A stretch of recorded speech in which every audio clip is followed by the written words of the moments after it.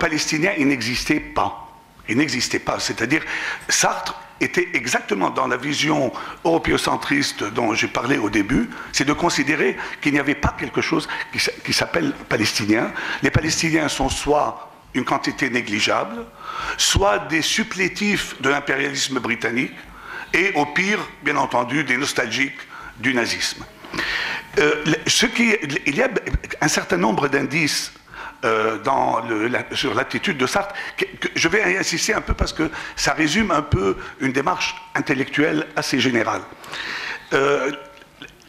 Sartre, en février 1948, a été un témoin de moralité dans un procès de son ancien élève, Robert Mizrahi, un philosophe français spécialiste de Spinoza, et qui détenait des armes pour le compte du groupe Stern. Et ce qu'a dit Sartre remarquez les mots utilisés, cher Clovis. Je considère que le devoir des non-juifs est d'aider les juifs et la cause palestinienne. La cause palestinienne signifiait la cause des juifs de Palestine. C'est la cause palestinienne. Deux articles de Sartre, l'un en mai 1948 et l'autre en juin 1949, expriment la même position dans les mêmes termes. Il affirme dans le premier, je cite, « Un État palestinien, un État indépendant, libre et pacifique, c'est une garantie de paix à condition qu'il soit assez fort pour se faire respecter. » Bien entendu, il parlait de l'État juif. Et dans le deuxième article, il disait « La formation de l'État palestinien doit être considérée comme un des événements les plus importants de notre époque. » Et il parlait bien entendu de l'État d'Israël, un an après sa constitution. La seule opposition au projet sioniste venait de la part d'un courant de catholiques, un courant très minoritaire, regroupé autour de témoignages chrétiens. Et c'était un courant particulièrement isolé, parce que l'Église, à l'époque, cherchait à se faire pardonner une longue histoire d'antisémitisme, de persécution contre les Juifs, mais aussi le silence du Vatican durant la Seconde Guerre mondiale. Et des intellectuels catholiques de premier plan comme Jacques Maritain ou Jacques Madol se sont chargés de donner une aura intellectuelle, métaphysique, je dirais, au projet sioniste. Ce n'est qu'après la chute de Nazareth que la voix de Louis Massignon a commencé à se faire entendre, mais pas aussi au début, ce n'était pas pour les Palestiniens, c'était attention, les lieux saints chrétiens allaient être touchés par les opérations militaires. Donc il fallait faire quelque chose. Mais Massignon, et il a le grand mérite en cela, a tout de suite élargi sa prise de position pour dire non, il y a un problème qui concerne aussi les réfugiés palestiniens. Il y a des centaines de milliers de gens qui ont été chassés en dehors de leur pays. Et cela a suscité une réaction que je vais vous citer parce qu'elle est étonnante et elle est peut-être la seule à l'époque, surtout venant d'un homme aussi important qui est François Mauriac, le grand romancier catholique, qui a dit la chose suivante: c'est une loi de ce temps qu'un groupe humain persécuté, à peine est-il délivré de ses oppresseurs, opprime à son tour. L'esprit totalitaire enfante les mêmes monstres chez les victimes d'hier que chez leurs bourreaux. Les Juifs du groupe Stern, par la terreur qu'ils ont répandue, ont arraché à leur foyer près de 600 000 êtres humains, dont 100 000 chrétiens. Il importe que le plus tôt possible, ces foules retrouvent le chemin de leur maison. Cependant, signe des temps, Mauriac n'a plus jamais écrit sur la question, parce qu'il y a eu une telle pression sur lui, la terreur dont parlait Eric Hulot tout à l'heure, qu'il l'a fait taire. Même Mauriac ne pouvait pas aller plus loin.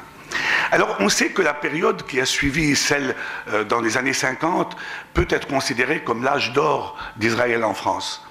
Âge d'or d'Israël en France pour la raison suivante, parce qu'il y a eu une alliance d'intérêts entre le colonialisme français et le mouvement sioniste, la France qui combattait les mouvements indépendantistes en Afrique du Nord, surtout avec la révolution algérienne en 1954, ont noué une alliance tacite avec le mouvement sioniste, et donc c'était des fournitures d'armes, les armes les plus modernes, c'était l'agression tripartite contre l'Égypte en 1956, et c'était, ce qui est encore plus grave, le fait d'avoir fourni à Israël, clé en main, la technologie de la bombe atomique.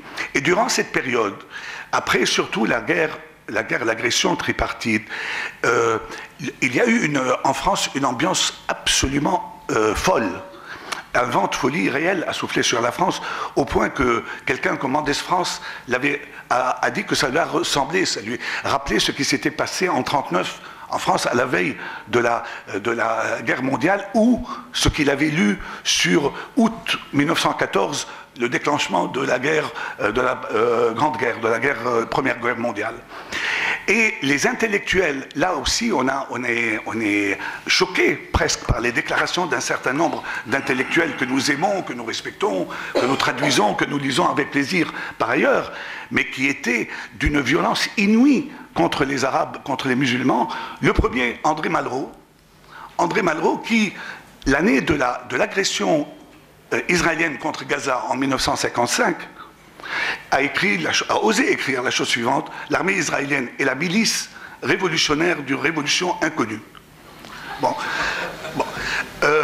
Albert Camus, après l'agression tripartite, Albert Camus a écrit d'abord que Israël était un État exemplaire, que l'Égypte était un pays impérialiste. Et la preuve de l'impérialisme de l'Égypte, c'est qu'il soutient les indépendantistes algériens. Bon. Et là aujourd'hui, on parle d'Albert Camus comme si c'était quelqu'un qui était tout à fait ouvert à l'indépendance d'Algérie, etc. Et ce qui est intéressant à voir, c'est que même les gens qui étaient contre, même les intellectuels qui étaient contre l'agression tripartite et pour l'indépendance de l'Algérie, qu'ils soient de gauche ou de droite, n'ont pas osé s'attaquer à Israël après 1956. Sartre, Simone de Beauvoir par exemple, était était pour l'indépendance algérienne, était opposé à la guerre tripartite contre l'Égypte. Mais on ne trouve pas un seul mot sur la collusion entre le colonisme français qu'il dénonçait d'habitude et la politique israélienne. Raymond Aron était opposé à l'agression tripartite. Mais dans le Figaro, il écrit un article en disant à quel point il souhaite la victoire d'Israël quand même. Et même François Mauriac, encore une fois, qui a été très lucide dans sa dénonciation de l'agression tripartite, il a écrit une phrase absolument incroyable: Israël ne ment pas s'il entre dans le mensonge des autres. Bon. En tout cas, le président me demande d'arrêter, mais je suis au début de mon exposé. Donc, est-ce que je peux avoir 5 minutes? Est-ce qu'on peut avoir 5 minutes? Oui. Bon. Bon. Tu es débordé par la rue. Bon. La démagogie. Tu as perdu une minute. D'accord. Bon. En tout cas, après cette, bien entendu, il y a de très rares interventions intéressante. La plus profonde, la plus lumineuse, à mon avis, intervention chrétienne, encore une fois, est celle du grand philosophe Paul Ricoeur. Paul Ricoeur a écrit dans Esprit, en 1958, un article formidable et qui a été passé sous silence pendant longtemps. Ce n'est que dernièrement, on a découvert, quand on a publié une anthologie des articles de Paul Ricoeur, et c'était une réponse à un publiciste juif religieux sioniste qui s'appelle André Neher, qui parlait de réalité israélienne, comme quoi il y a deux réalités. Il y a la réalité accidentelle et la réalité essentielle, et la réalité accidentelle étant du domaine du politique, et la réalité essentielle étant dans une sorte de géothéologie qui relierait le peuple juif à la terre de Palestine, etc. Et ce que montre Ricoeur, justement, c'est qu'il est absolument impossible de séparer ces deux réalités. Et surtout, il dit la chose suivante: nous, Européens, nous avons, par reconnaissance envers le peuple de la Bible, et pour racheter nos propres crimes, nous avons offert un État aux Juifs sionistes, et maintenant, le rôle de l'Europe devrait être d'aider les Palestiniens à récupérer leurs droits. C'est une intervention unique, parce que toutes les interventions qui viendront après, dans les années 60, il y a eu plusieurs interventions concernant la question palestinienne, mais c'était surtout dans le cadre du débat sur les Juifs de la diaspora et la fidélité à l'État d'Israël. Il y a Raymond Aron a écrit sur cela, et d'autres auteurs, notamment un juif d'origine tunisienne, sioniste militant. On oublie souvent aussi Albert Memmi, qui était même, peut-être c'est le seul texte sioniste dur qui a été écrit durant ces années. Ce n'est qu'après la constitution de l'OLP en 1964 et surtout le lancement des premières opérations par le Fatah que le mot Palestine est revenu en circulation. C'est-à-dire ce qu'il y a eu, c'est on a récupéré le nom, si vous voulez, le nom Palestine, le nom de Palestinien. On l'a récupéré à cette occasion. Et il reviendra au grand Maxime Ordinson qui a été cité en 1966, avant la guerre de juin, dans un meeting organisé par l'Union des étudiants palestiniens à la Mutualité à Paris, de parler pour la première fois d'une manière très nette, c'était la première fois d'une manière très nette, de la question palestinienne dans les termes qu'il fallait, et c'était l'axe de sa fameuse intervention dans le numéro spécial du Temps moderne dont a parlé Ilan en paru à la veille de la guerre en 67, Israël, fête coloniale. Bon, il y a bien entendu, comme je vous dis, j'arrive jusqu'à aujourd'hui, mais je vais arrêter. Éventuellement, j'interviendrai dans les questions après. Bravo, merci. Très bien. Ouais.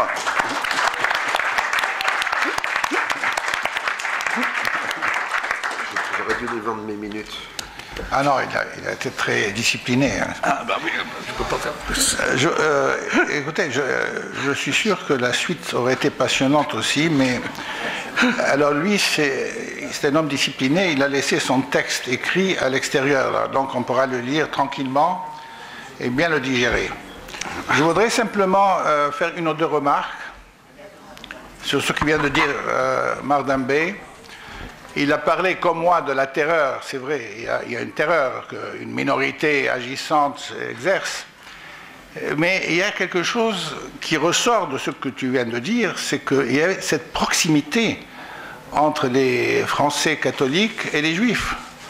Ils ne connaissaient pas les Palestiniens, ils n'aimaient pas les Arabes, parce que pour eux les Arabes c'est les Algériens qui ont fait la guerre à la France, c'est les Tunisiens et les Marocains qui ont voulu leur indépendance. Donc, c'est un facteur important quand même. Un juif, c'est le voisin. Le palestinien, c'est quelque chose d'abstrait. Je voulais aussi ajouter quelque chose à propos des mythes qu'Israël a réussi à susciter.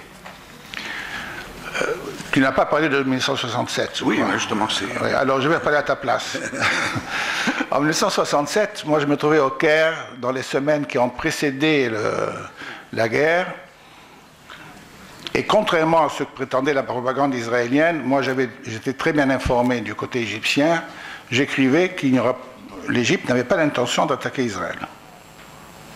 Ça a beaucoup déplu d'ailleurs dans l'opinion française, ce que j'écrivais, mais c'est passé. Et ensuite, j'ai eu une chance extraordinaire. Quelques mois après cette guerre, exactement je me rappelle de la date parce qu'elle était importante pour moi, le 8 mars 1968, le général Yitzhak Rabin passe par Paris pour aller à Washington. Et il m'accorde une interview.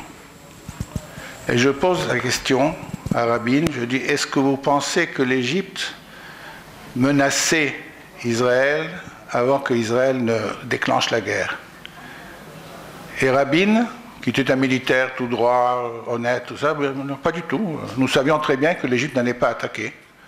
D'ailleurs, ajoute-t-il, il me donne une ou deux raisons, tous les canons égyptiens étaient enfouis dans le sable, ce qui nous a indiqué qu'il n'avait pas l'intention d'attaquer.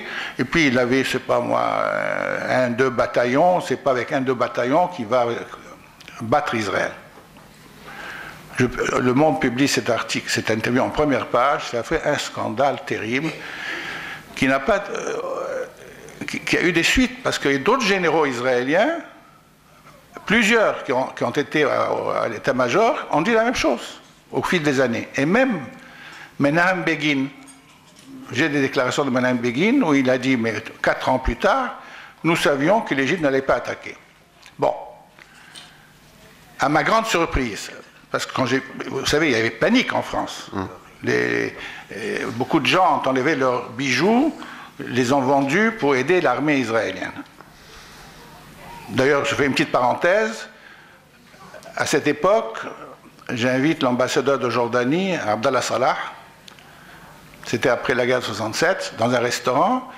Le propriétaire du restaurant, ayant appris que c'était un ambassadeur arabe, il vient prendre mon chèque et il dit à Abdallah Salah, qui était un homme pacifique et absolument fantastique, cet homme-là, il dit, vous voyez, monsieur, ce chèque, je l'envoie à l'armée israélienne, je ne vais pas l'encaisser. C'est pour vous dire qu'en France, il y avait une folie. Eh bien, j'ai été très étonné que l'année dernière, l'année précédente, dans les articles de presse israélienne, dans les discours israéliens à l'occasion de l'anniversaire de l'État d'Israël, nous sommes revenus en 1967 à la thèse que l'Égypte menaçait Israël d'extermination. C'est incroyable. Voilà un mythe qui a été dénoncé par les généraux israéliens. Jusqu'à ce jour, vous trouvez des Français qui vous diront « Ah ben vous savez, Israël se défendait. L'Égypte allait éliminer Israël. » C'est pour vous dire combien les mythes ont la vie dure. Et ça, c'est encore un des problèmes qui est lié au problème palestinien. Voilà, je remercie nos 3 intervenants. Et je vais commencer à donner la parole à ceux qui ont des questions à poser. Et je leur donne 2 minutes chacun, comme ça nous pourrons avoir le maximum de questions. Oui, monsieur. Merci beaucoup. Nous, sociologues de migration, on dit les gens émigrent, mais leur conflit aussi émigre. Donc, je veux dire, le tableau que vous 3 dessinez sont vraiment un tableau très pessimiste sur le média français et l'écriture. Mais vous ne pensez pas que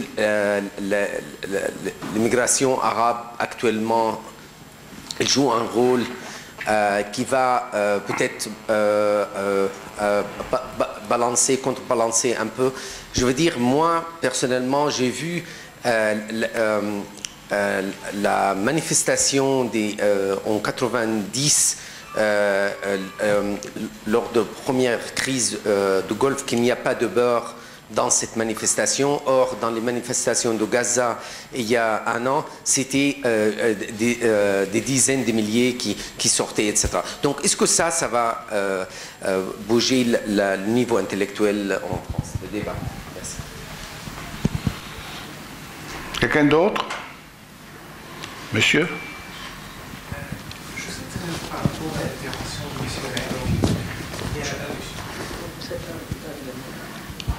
Par rapport à l'intervention de M. Halevi, je pense aussi qu'il faut signaler par rapport à certaines productions concernant la Palestine de loin de proche.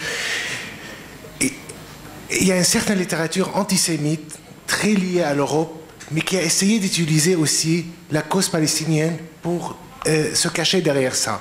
Et je pense que c'est très important aussi de parler de ça, parce que je pense que ça fait que nuire à la cause palestinienne de faire cet amalgame et de reprendre toutes les littératures antisémites européennes et de dire oui, on fait ça pour la Palestine, les Palestiniens, etc.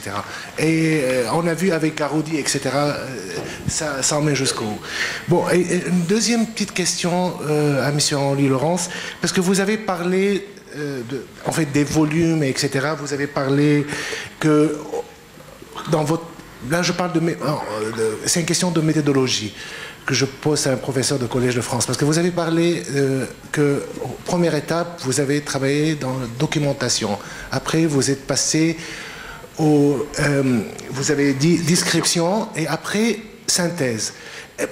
Comment vous vous placez par rapport à certains courants, écoles d'historiens en France, au niveau je parle de niveau méthodologique, parce que moi, je ne sais pas comment on peut faire la description sans faire en même temps synthèse. Comment on peut laisser le synthèse pour après? Je pense dans vos volumes, vous avez fait plus ou moins entre les lignes des synthèses. Alors, c'est pas par ces étapes. Alors, comment vous vous placez, par exemple, par rapport à les annales, l'histoire de longue durée, le tournant critique, l'histoire sociale, l'histoire économique? Quand vous vous placez méthodologiquement par rapport à une certaine tradition académique française, je ne parle pas d'histoire sur le monde arabe, comment... C'est-à-dire, quelle méthodologie vous appliquez dans vos recherches?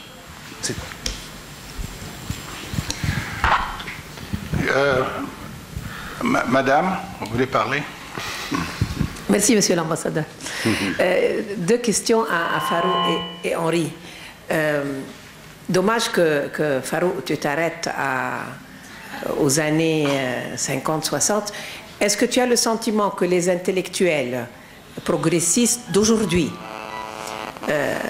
sont toujours dans le même état d'esprit par rapport à cette question? Non. Est-ce que le fait que Henri nous annonce qu'il est maintenant prêt pour le 4e et 5e volume chez un grand éditeur comme Fayard, qu'il est lui-même occupe une chaire Palestine au Collège de France, il n'est pas seulement historien, il est historien dans une chaire qui s'appelle Palestine, qu'il introduit pour la première fois au Collège de France, n'est pas le signe de quelque chose quand même qui rechange de nouveau dans un nouveau cycle. Et la même question un peu à Henri. D'accord.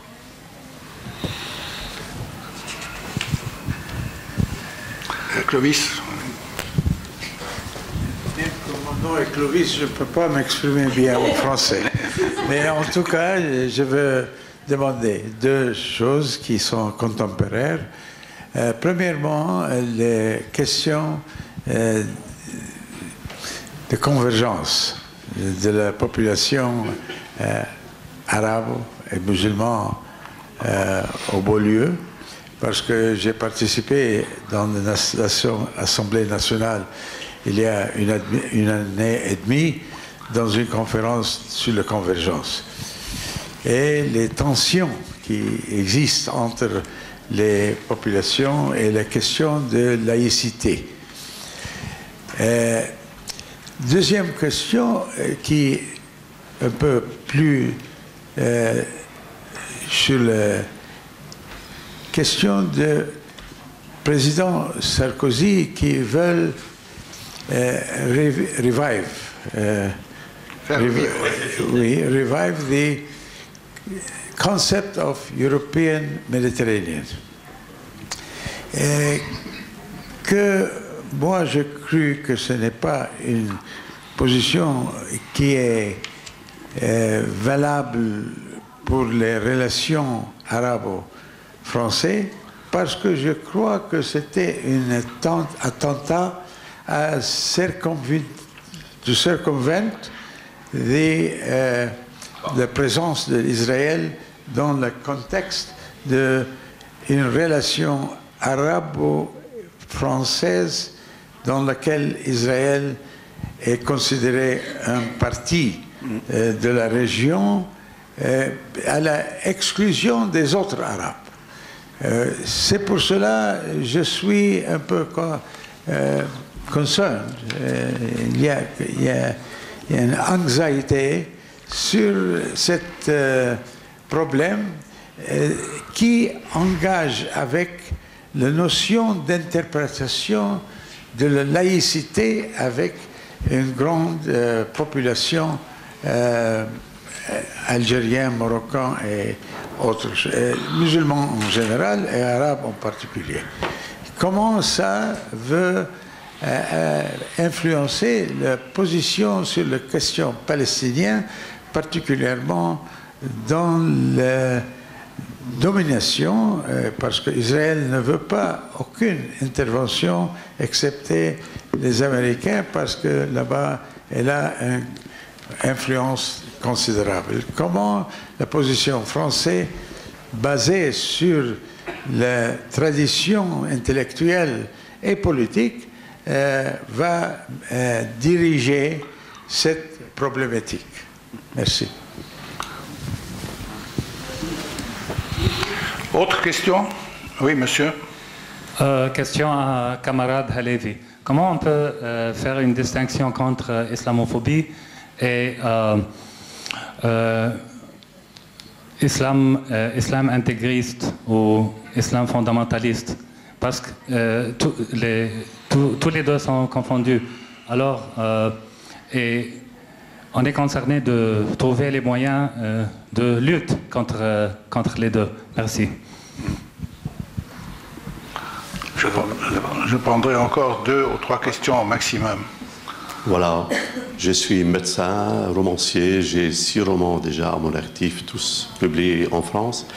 Et pour le 7e, c'est un roman qui parle donc d'un juif, un vieux juif marocain qui décide de rentrer au Maroc pour trouver la mort, enfin pour y être enterré, pour y passer le reste de ce jour. Ça fait 4 ans que je l'ai écrit, ce roman. Je n'ai pas pu le caser en France. Absolument pas. Alors, est-ce c'est un tabou de parler d'un juif qui quitte Israël ou pas?